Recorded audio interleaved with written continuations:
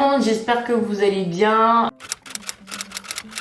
Une nouvelle vidéo qui va parler du postpartum, enfin en tout cas du mien. Je vais vous raconter un petit peu ce que j'ai vécu du coup après l'accouchement, quels étaient les dégâts. Donc voilà, il fallait aller voir. Non, je vous rassure, je suis pas allée, j'ai pas pris un miroir, j'ai pas vu. En tout cas, je suis très contente d'avoir eu vos retours concernant la vidéo qui traite de la grossesse et de mon accouchement. Voilà, donc je vous invite à nous suivre sur YouTube et à nous suivre sur notre compte Instagram parce qu'on est aussi très actifs là-bas et on adorerait vous avoir de nouvelles personnes, de nouvelles têtes.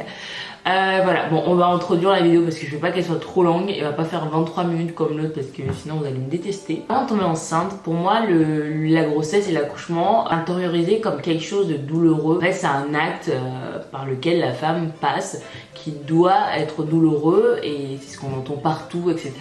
Bon, il est vrai qu'un accouchement, ça reste douloureux, mais ça peut rester aussi un moment très magique et pas non plus quelque chose de traumatisant. Voilà. Mais à contrario, ce que j'ai entendu de postpartum, bah en fait pas grand chose.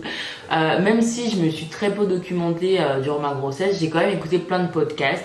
Et heureusement. Donc après la naissance de Scotty, donc il s'est passé 2 heures. Donc au bout de 2 heures, on est redescendu dans notre chambre. Et en fait, juste avant de redescendre dans cette fameuse chambre, la sage-femme me demande d'aller faire pipi. Donc imaginez-vous un bébé de 4 kilos qui vient de sortir de mon vagin. Je n'ai pas eu d'épisio, pardon, donc je n'ai pas eu de point de suture. J'ai juste une petite éraflure au niveau du vagin. Pour les messieurs qui vont entendre, pour les femmes qui ne veulent pas entendre ces détails-là, bah malheureusement c'est ce qui se passe.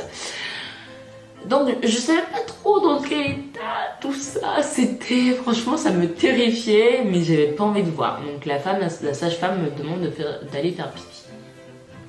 Donc je vais faire pipi, mais je n'ai jamais autant angoissé de ma vie à l'idée que quelque chose d'autre que bébé sorte du bas. Elle me dit, madame, faut aller faire pipi, vous n'avez pas le choix, etc. Donc bonne élève, j'y vais. Je vais faire pipi, enfin je vais essayer de faire pipi.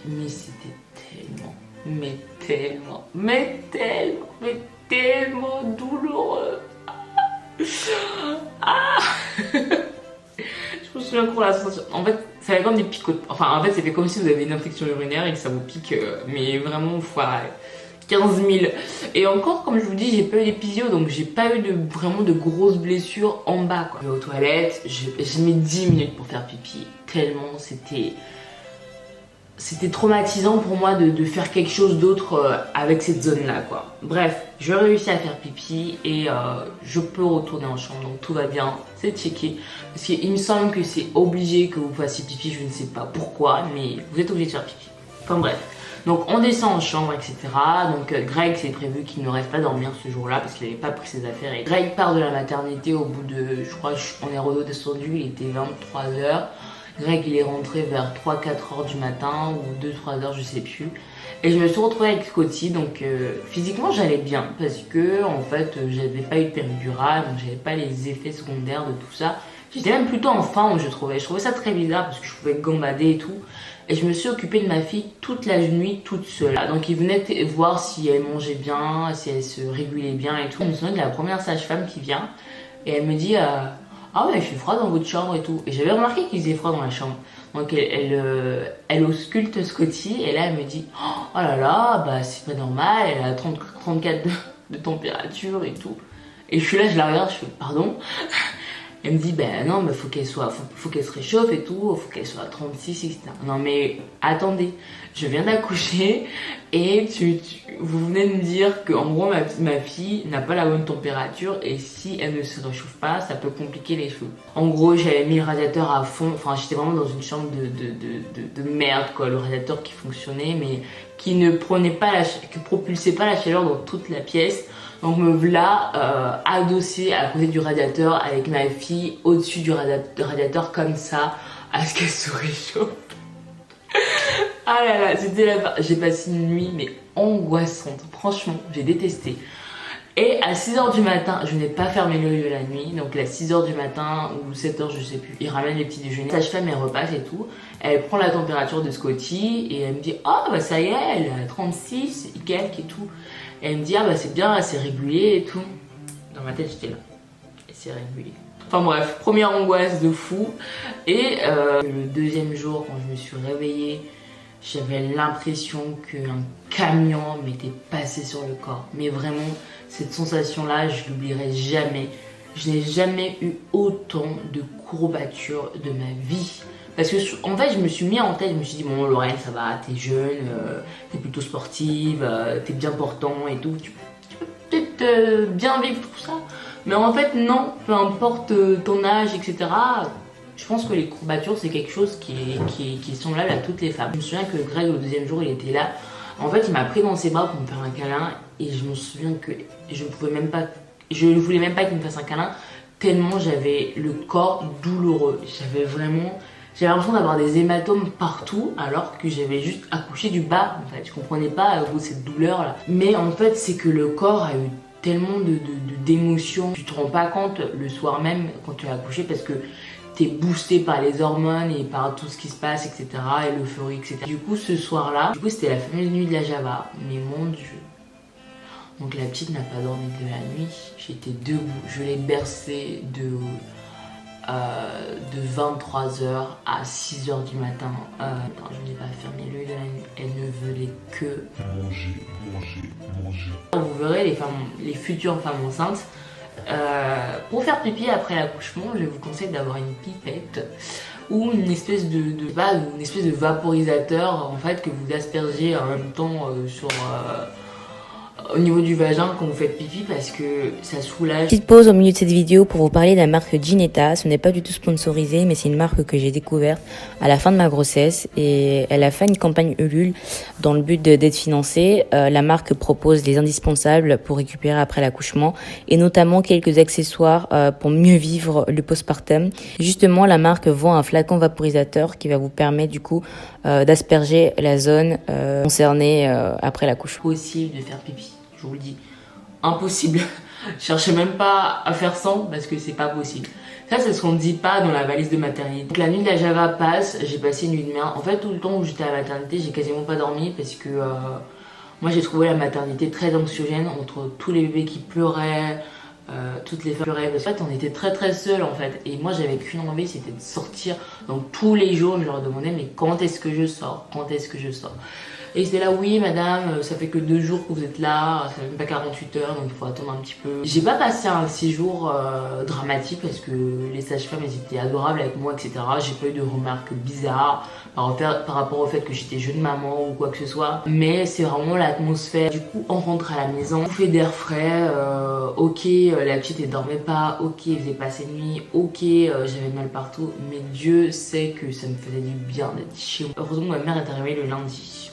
Franchement, si vous accouchez, je vous conseille d'être entouré, parce que je pense que si j'avais pas été entourée, j'aurais fait un breakdown. Enfin, franchement, je serais partie en dépression, parce que la fatigue, les courbatures dans le corps, parce que j'avais mal partout. J'avais mal au dos, j'avais mal au bas. Donc elle m'a énormément massé. Elle m'a aussi fait une technique à base d'eau chaude qui permet en fait d'aider l'utérus à expulser plus rapidement le sang et à se remettre à sa place d'origine. Mais bon voilà, je sais que c'est pas conseillé en Occident de toucher de quelconque manière de la femme enceinte, etc.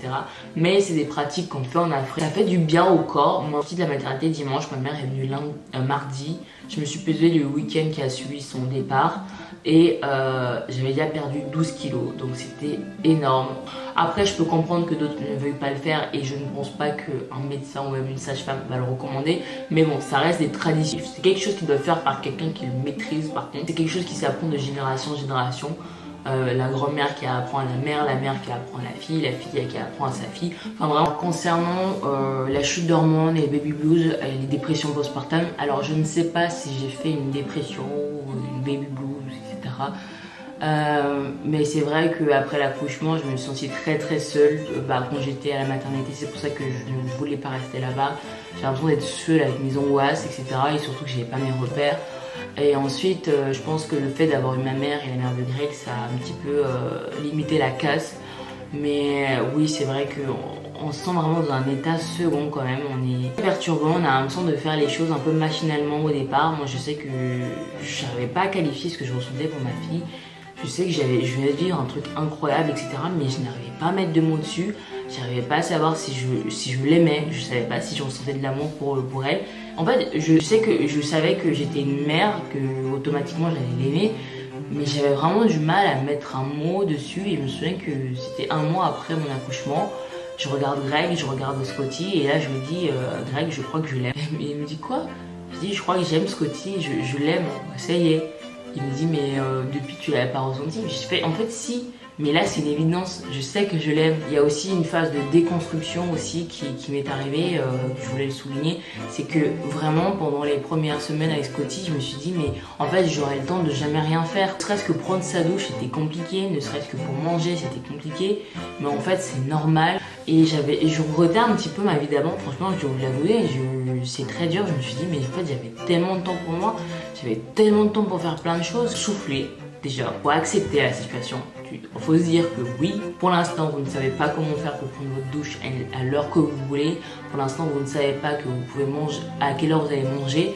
Et en fait, il faut juste accepter de ne pas manger quand on veut, de ne pas se laver quand on veut, de ne pas sortir quand on le veut et de ne pas faire un truc quand on veut. Mais ça ne fait pas de vous une mauvaise mère ou un mauvais père ou quoi que ce soit. C'est juste que c'est d'accepter qu'il n'y a plus que vous, mais il y a aussi un autre être et que avec le temps, vous allez en fait juste vous aligner sur le rythme de bébé. Bébé commencera à faire des siestes.